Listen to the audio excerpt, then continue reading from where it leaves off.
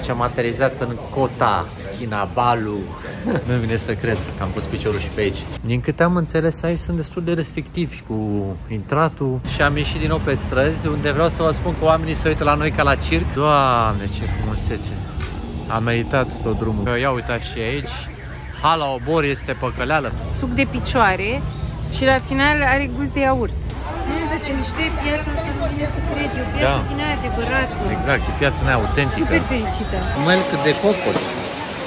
Așa e numele. Ia uite, au și Victoria. Știi bancul cu Victoria's Secret? Bună dimineața din aeroportul din Penang. Ne pregătim să zburăm spre Sabah. Este mult prea dimineața la această oră. Iată, totuși Yasmin arată mult mai prezentabil decât mine. E 5 și jumătate și încă dormim pe noi. E o coadă imensă. Da, e o coadă foarte mare. Se pare că e o destinație populară. Și astăzi încercăm pentru prima oară din această plecare pe care noi avem să zburăm cu un bagaj la cală. Celălalt negru să-l luăm la mână. Să vedem cum ne descurcăm, dar zic că ne descurcăm. Cineva servește deja un biscuițel. Să ne veselim nițel.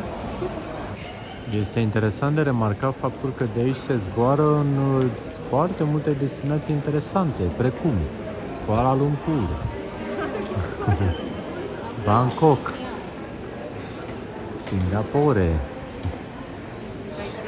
Taipei, Hong Kong, Ho Chi Minh, da? Ai ceva direcții unde poți să te duci de aici totuși. Foarte bine dezvoltați pe infrastructură. Vorbim acum cu Yasmin, deci noi mergem acum la Kota Kinabalu. Deci dacă mă scotea la lecția de geografie să o zic pe asta, nu știam unde e. Nu mi-am putut imagina că în viața asta o să zbor în Kota Kinabalu. Zi, o știi, Iari? Nu știam, eu nu știam că o să venim în Malezia. Frumoasă e viața. Da, mai avem puțin până ajungem. Mult a fost, să zice, puțin a rămas. Hai că într-un final suntem la bordul aeronavei. A fost ceva bătaie de cap, sincer. Nu prea ne lăsau să ne îmbarcăm, pentru că nu aveam bilet de ieșire din țară. Nu din țară, din zonă. Nu aveam bilet de ieșire din zonă. Am încercat să o trecem, că poate luăm bilet de autobuz, n-au vrut. Și s-a descurcat și anume Yasmin cu un bilet din acela. Explicăm mai multe celor care doresc în comentarii în privat. Cert este că am reușit într-un final să le îmbarcăm, dar a fost ceva stres. Am adunat ceva cortizol, trebuie să ne schimbăm, să ne plimbăm pe aici prin aeronavă, să ne liberăm sau să dormim. Cred că o să dormim. Deci, să nu vă luați caramel macchiato de la Starbucks de aici, pentru că are gust de lapte de vacă. Din alea, zici că e stors atunci, mult atunci, mie nu-mi place. E foarte intens. În România e mult mai bun. Deci, beți cu încredere în România. Ce să zicem? Micile provocări de această dimineață, dar... Nu am și ceva să mă bucure după tot stresul, am zis că mă liniștesc cu asta și m-am enervat. Las că ne dignim acum, că suntem treci de la 4:30, dar într-un final suntem în aeronavă. Avion. În aeronava numită avion. Da, și cam asta e, n-avem prea mari așteptări, mâncare nu cred că avem. Normal că n-avem. Da, din acestea. Tocmai ce-am aterizat în Kota Kinabalu. Nu vine să cred că am pus piciorul și pe aici. Mi s-a murdărit cu zorucul de la șapcă. Cum am văzut. Din câte am înțeles, aici sunt destul de restrictivi cu intratul, cu ieșitul. Trebuie să avem și cazare, trebuie să avem și biletele de ieșire din această insulă. Să vedem cum o să meargă, pentru că până acum a fost cam cel mai mare stres cu ajunsul în această insulă. Urmează să vă spunem cum a fost. Din câte am înțeles până acum, deși suntem tot în Malaysia, regulile sunt puțin diferite. Ne-au stresat și la urcarea în avion, să avem neapărat bilet de ieșire, de întoarcere. Anyway, să sperăm că o să fie bine și de data asta. Am ajuns, am și ieșit. Suntem întâmpinați cu muzică de saxofon. A fost tot ok, nici nu a întrebat nimic de cazare, anyway, noroc că Iasmin s-a ocupat și a făcut o rezervare pe Booking cu anulare gratuită, pe care o vom anula acum, că era ceva foarte nașpa. Și e totul bine. Ne simțim ca în vacanță. Da, suntem pe o altă insulă, la 3 ore distanță, altă zonă, altceva, suntem un pic obosiți de azi dimineață numai pe drumul, dar e ok. Ca idee, noi așa procedăm, dacă e să ne ceară cazare și așa mai departe, luăm o cazare pe Booking cu anulare gratuită, dăm anulare după ce am ieșit și asta, basta. Pentru că așa am înțeles că ne cereau bilet de ieșire, bilet de... s-au agitat un pic degeaba. Erau niște proceduri totuși, se puteau întâmpla. Foarte frumos cântăul ăsta. Anymore, any my time. Asta cine era? Whitney Houston. Tare. Să înceapă ziulica. I got nothing, nothing, nothing. Ce frumos se vă palmierii, Zare. Norii. Nu știu dacă am apucat să vă spunem cam cât de ieftin este aici să mergi cu taxiul, adică cu Grabul. Ne costă 9, respectiv mir, adică asta vreo 11 lei, la aeroport în oraș. Deci super, super, super ieftin. Iasmin caută acum cazarea aia pe bune, aia reală. Și eu tot mă bălângăne atâta și suspin când vorbesc că domnul are piciorul cam gâdilă. Nici nu accelerează, nici nu lasă. Într-o final am ajuns să ne cazăm. După ce am umblat să mai căutăm o altă variantă de cazare, era cam nașpa. Am mâncat ceva la indian și Iasmin face acum formalitățile. Mă distrează anunțurile cu Nudurian peste tot. N-avem voie. Și cam cea mai decentă formă de cameră pe care am găsit-o pe aici, în bugetul nostru cât de cât. Arată civilizat și noi căutăm mereu să fie locuri safe, să fie puse la adăpost. Ia uitați, suntem leginali de somn. Ne-am odihnit foarte puțin și am ieșit din nou pe străzi, unde vreau să vă spun că oamenii se uită la noi ca la circ. Pentru că, bine, nici nu prea vedem turiști pe aici, dar efectiv cam asta se întâmplă. Adică sunt destul de mirați să ne vadă. Și ne salută. Și ne salută, suntem așa cumva... Fresh meat. Exact, fresh meat, dar nu se înțelege că facem o comparație în asta răutăcioasă. Dar ca și cum am venit la Rădăuți, ca și cum am venit la... Zici, nu știu, oraș. Băilești. La Băilești, ca și cum am venit la Băilești în vizită, unde oamenii se miră să vadă pe oamenii de la oraș, să zicem așa. Deci suntem, v-am spus, printre puțini turiști de aici și e o senzație foarte drăguță. Se uită la noi, zâmbesc, se miră. Da, tare, oricum, ne place.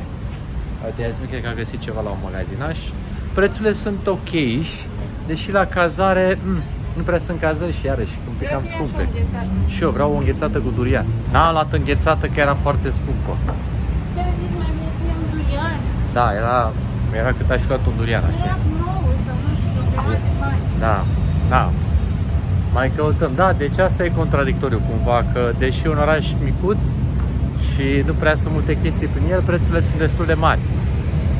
Dar asta e, ne descurcăm. Uite avionul. Wow, ce imagine aici, vezi? Zboară avionul pe deasupra orașului. Sau aterizează, nu părea. Da, așa arată orașul, apropo.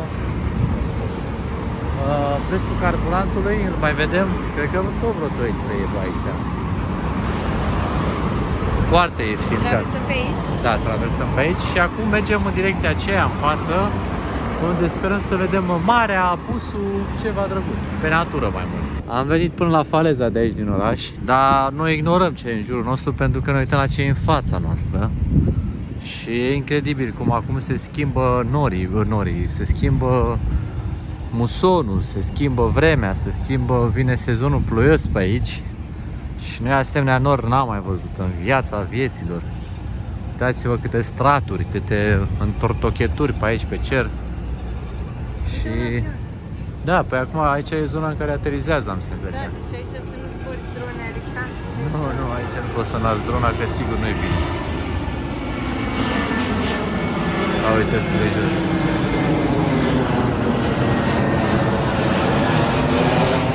Iasmin mă știe că sunt foarte trăznit și că mă apucă pe mine să ridic drone, dar aici clar nu. Da. Uite-te și cum arată pe cameră toată treaba asta. La ochi se vede frumos, dar uite cum se vede și la... Da.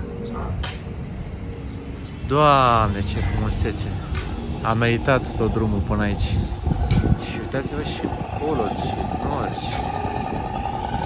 Oh. Noi vreau să mergem un pic mai departe, mai e o plajă mai frumoasă, care practic aici vedeți că sunt terase și asta. Mai încolo era o plajă mai frumoasă, însă dacă uiți în seara așa, zici că vine mare furtună. Am zis să rămânem pe aici prin zonă. Oamenii sunt super friendly pe aici, chiar inclusiv oamenii ăștia care erau cu barca s-au apucat să ne salute, să ne facă cu mâna. V-am spus, chiar suntem o apariție excentrică în zonă. Ia uite.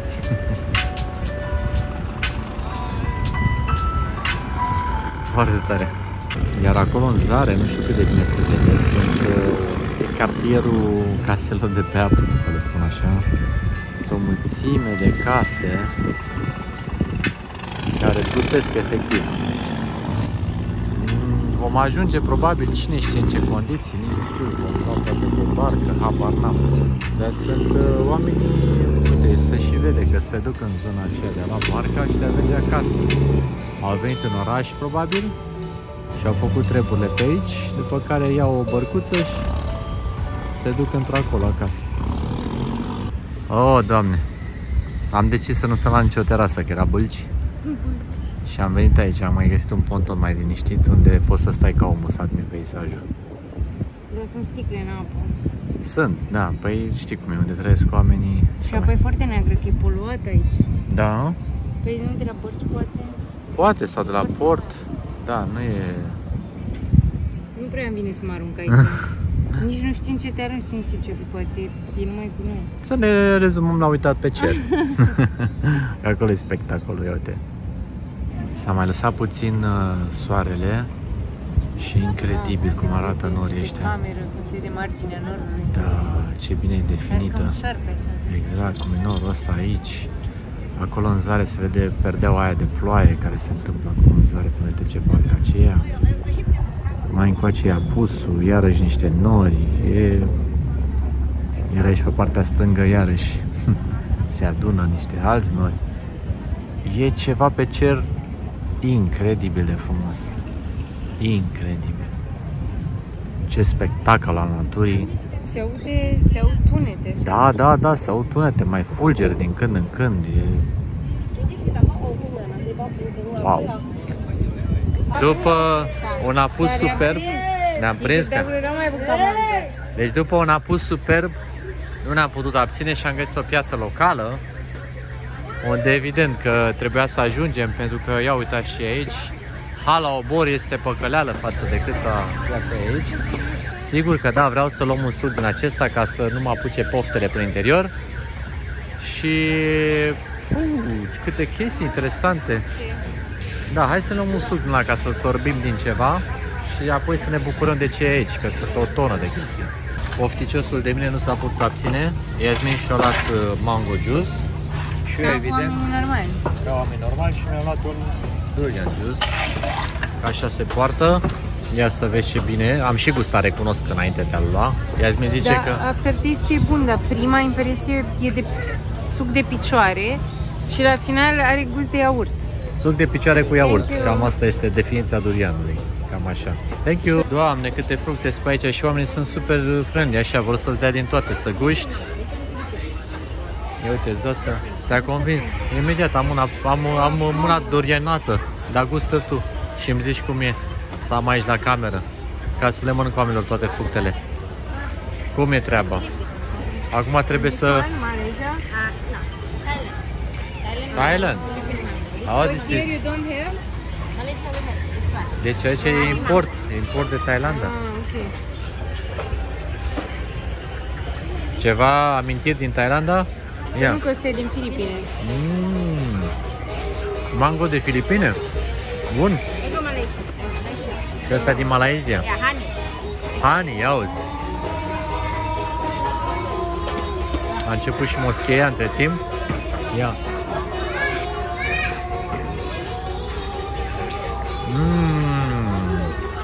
Very good. Hai să luăm unul, ce? Că la hotel ne lasă cu mango, să știi. Dar uite-te și tu, Iasmin, ce e aici. Nu știu, eu nu plec fără fructe. Ce nu vrei? Eu nu plec fără fructe de aici, atât. Da, dar nu uita că durian avem voie la hotel. Mangostin și altele. Deci trebuie să luăm ce ne lasă hotelul să luăm. Stai liniștit, că nu e ca și cum aș veni eu cu durian. Știu cine ar putea să fie ăla. Durian lover. Me. Cum e super good? Foarte bun. Doamne, uite, ce banana. Banana flower. Da. Wow, ce frumos e. E superbă. Mai am Dar sigur știi, se asta se folosește la face mâncare. supă cu ea. Supă? A, uite și aici sunt peștii aia. Bine că nu vă putem reda mirosul. Nu, dar ce mișto e piața asta, nu vine să cred. E o piață din aia adevărată. Exact, e piața mea autentică. Super fericită. Nu, ești fericită tu așa că te-am adus aici la... că îmi place la piață. Mă bucur și mie îmi place tare mult. Peștișori din ăștia mici și împuțiți. Știi alunițele mici din de la bere? Da, da, da. Și la mâncarea de multe ori. Aici sunt unele de creveți, da. Din care fac ei toate sosurile. Știi că și în Thailanda luau și băgă. Da, da, uite-te și ce e aici. Ce culoare, ce frumos. Și de asta deschis, cred că trimite la 11. Da. Mamă, vreau să pun la 11. Uite ce uscuri mai este din România, cred. Da, arată foarte tare. Doamne, câte stă aici. Și mirosurile sunt foarte interesante. Iar la mine tot mirosul, imaginați-vă că este presărat cu șosete cu iaurt, vă reamintesc. Da, foarte bun. Până la urmă, asta înseamnă să fii localnic, Iasmin. Să mănânci ce mănâncă localnicii. Să bei ce beau localnicii. Uite, putem să luăm alunițe din astea, zice 2. Păi e și 2 lei. 2 lei, o dita mai punga de alune. Nu e prea rea să potea. Dar mie îmi plac astea micuțele. Da. Și nu sunt sărate. Nu mor după alune, dar exact. astea sunt bune. Și nu sunt nici sărate, nu sunt foarte naturale. Vezi, s-ar putea să ajungi la mâncători. Da? Ce bine, mă bucur. Tu știi doar că mie îmi plac tare mult mâncătoriile. Uite pe aici, uite în stânga, ia uite-te. A, păi aici, ia uite. Suntem deja în zona mâncătoriilor. Pe aici. Oh, și aici ce mirosuri. First time you say you can take a picture, no pay. It's free. Yes, Thank you. free for taking picture. Uitați-vă cum se arată această scoică, îi spune coconut snail. Deci e un fel de cum se zice, milk de cocos. Așa e numele. Mă rog, cocos probabil pentru că vine în carapace asta mare. Imens. Doamne, uitați ce are doamna asta aici. Plătite din astea, vezi, cu cocos. Biruțe din astea. Banane prăjite, ce zici? Da, dar. Cred că sunt. Da, Da, dar. Da, da. Oh. Și asta este un fel de plătită Cu alune? cu alune. Ne-am luat o plătită cu alune pentru că n-am mai putut să listăm de poftă. În zare s-a pus pe ploaie din aia ce vedeam în zare că vine ploaia. Asta e ceea ce plouă în piață, că e acoperit. Afară clar nu mai e de ieșit. Și dacă tot se întâmplă fenomenul ăsta, hai să ne punem să mâncăm. Uite în zare cum se văd pește aia tornați. Doamne, cu pește aici. Mama lor și e ieftin să mâncăm. Cele mai tari plătite. Cu alune. Oare cu din astea? Eu n-am mai mâncat până acum plătită cu alune. Da, super bune și calde. Super bune, calde, destul de proteice, îți dai seama. Cu poate. Poate, da. Am venit și mai juicy. Cât a fost una? Păi a fost 4 lei toate astea. 4 plătite. Nu mai ieftin decât la mega alea simple care se fac acum. Da.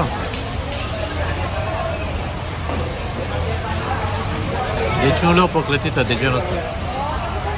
Ai luat de aici? Da. Foarte bun. De fapt e cu peanut butter. Super. Ne-am săturat cu clătita aceea, dar vom reveni probabil în altă zi și aici. Și mâine dimineață vreau să vin să mai iau niște fructe, că acum vrem să ne mai ducem la un mall și greu să ne cărăm cu ele după noi, dar uitați-vă ce fumegărea e aici.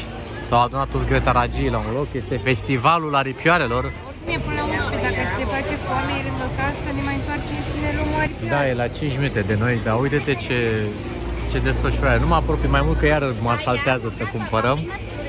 Da, foarte tare. Între timp s-a și oprit ploaia. Cerul nu mai este senin, dar în orice caz e ok. Eu de copii cum se joacă prin apă. Și da, mergem să ne căutăm câte una, câte alta, că mai vrem și noi să ne mai împrospătăm puțin de tot garderoba. Să vedem ce găsim la un mall de aici din zonă. Nu suntem pretențioși, nu suntem fițoși, doar că trebuie să mai punem câte ceva pe noi, fresh. Copiii ăștia se joacă ceva joc cu o sticlă. Și acum... Deci trebuie să dea cu papuc în sticlă. Deci dau cu papuc în sticlă, la ei asta este competiția. Hop, un papuc a zburat pe lângă. Și după sar. Hello! N-a nimerit? Hai, poate al treilea.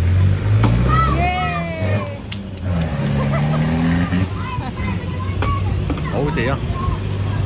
Și acum fug. Și care ia papucul, ia. Asta e mișcare. Aude. Asta e distracția copiilor, jocul cu sticla. Am ajuns și la mall între timp. Eu Iasmin, papuci ăștia scripitori, fix ăștia ar fi fost buni. Uite-te cum ne-a plouat, cum s-au făcut botul la vezi? De ce erau buni să ți se facă unghiile maronii când încheie cu expedițiile astea? Promit, o să fiu o divă. Să revii la statutul de divă. Am venit la mall unde căutăm chestii în astea de ale oamenilor normal, șosete, pijamale, chiloți și alte zăpăceri de genul. E mare mall, unii ziceau că e cel mai mare din Saba. Da? Deci e chiar mare, am nimerit bine. Uite, au și Victoria's Secret. Ia uite, au și Victoria. Știi bancul cu Victoria's Secret? Chuck Norris knows Victoria's Secret. Nu știi bancurile cu Chuck Norris? Ok. O să...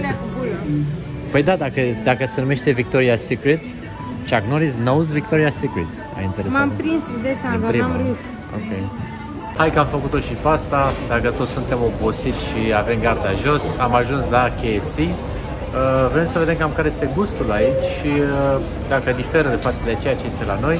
Și mai presus de toate, dacă este de găsit acel sos de usturoi cu maioneză. Pentru că, sincer, pe toate zonele ale Asiei pe unde am călătorit, nu am găsit acest sos și mor de dragului, că în România era practic plăcerea. Ok, o să ne uităm puțin pe meniu, să vedem dacă găsim chestii trăznite și vă țin la curent să vedem și ce gust are KFC-ul aici. Pentru cei care au aterizat mai târziu pe acest canal, suntem în Kota Kinabalu, Malaysia, o insulă foarte, foarte mică, undeva prin explorările noastre.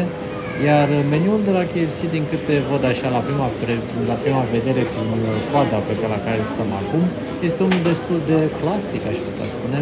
Nu văd chestii prea trăznite la orizont și probabil că vom alege ceva din meniul acesta pe care vedem expus aici. V-am spus, mor de oftică, nu au usturoiul ăla. Uai, ce doră mie de... Iasmin a mai remarcat o chestie super interesantă. La meniurile astea de pe aici nu au cartofi, nu au pâinici, au chifle. Deci nu prea mănâncă cartofi prăjiți. Sau salată. Au aici, în schimb, cartofii de la aceste meniuri care, atenție, scrie că sunt limited edition. Deci nu se mănâncă cartofi așa grupa mare. De ce? Pentru că, Iasmin, vreau să știi de ce. De ce? Cartoful se găsește greu aici. Ah. Suntem în Asia, nu prea se găsesc cartofi așa la tot pasul. Dar că se importă. Se și importă, dar na. La de ce? La pâinicile se pare că sunt mai ușor de găsit. Mama, am plecat cu Dita mai Prada și mergem acasă să o prăduim, să o îngropăm în noi. Unde vine grebul, dacă vine. Deci... Acum avem o nouă grijă să vedem unde vine grebul. 5 minuțele. 7. Nu, 7 minuțele, pardon, grebul, dar costul este de 5. Unbelievable. Deci aici v-am spus, este mult mai... Dar și aproape, da, adevărat. Kilometri. Da, dar oricum, 6 lei. Să ne revenim. Da. dar noi am impresia că e limită din aia, adică oricât de scurt ar fi cursa, cred că nu poate să coste sub Clar, 10 lei sau ceva. clar, ceea ce mi se pare foarte tare, adică costurile aici pentru Omul ăsta transport. vine de la 6 minute să ne ia, adică... Da, are ceva distanțion. S-a oprit și ploaia între timp, dar noi suntem mult prea obosiți ca să mai mergem. Plus că ni se răcește KFC-ul, aici e beleaua. Ajungem acasă și facem testarea. Am desfăcut KFC-ul acasă și ni s-au dat vreo 20 de plicuri, nu vă exagerez, 25 de plicuri de ketchup. Sos chili. Sos chili și alte zăpăceli de genul. Avem mai multe variante. Ah, ok. 2. Da, bun, deci avem sos chili cât pentru 2 vieți. Ne-a dat și un fel de, nu știu, piure. un fel de piure, dar ceva destul de sinistru miroase. N-are nicio legătură cu ce e în România. Dacă McDonald's-ul, apropo, dacă ați văzut clipul cu McDonald's din Bali, mai e cum e ca acasă, aici e total de diferit KFC-ul. Ceva pudre din astea și alte nebunii. Puiul, e pui. Da, clasic să zicem așa. Și, ca să fie meniul complet, cartofii sunt destul de picanți. Nu sunt picanti, am luat pe ea normal. Ah, de aia normal? De ce am simțit un pic picant? Pentru că am fost pudră. Deci de aia. Deci cartofii sunt normal totuși, dar a pus să ia pudră pe ei, pe mine mă ustură buzele de nu mai pot. Da, dar oricum, deci ăsta cât a fost meniul, că nu mai țin minte exact. 40? Da, 40 de lei, dar ne-au dat la pui, deși e aici grupa mare. Anyway, revenim cu Puiul feedback. are gust de pui normal. Da? De pui normal. Păi, pentru că nu mai avea spicy din alea crunchy. Revenim cu feedback și mâine, să vedem cum ne simțim. Da, deci una peste alta o experiență de neîncetat. Treci la masă!